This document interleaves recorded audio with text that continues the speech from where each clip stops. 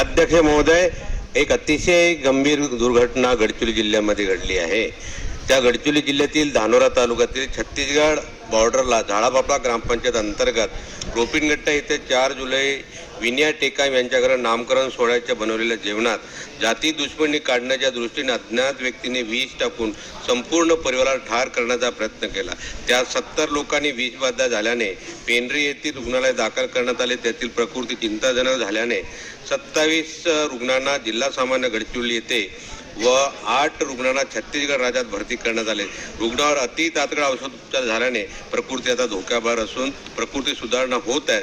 पण या प्रकरणात विष टाकणारा संशयित व्यक्ती या व्यक्तीच्या तक्रार करण्यासाठी 8 जुलै 2024 ला पोलीस स्टेशन पेंढरी येथे विष बाधित व्यक्तीचे नातेवाईक गेले असता त्या तक्रार दाखल करून न घेता गोपीचंद लोखंडे पोलीस उपनिरीक्षक पेंढरी यांना तक्रार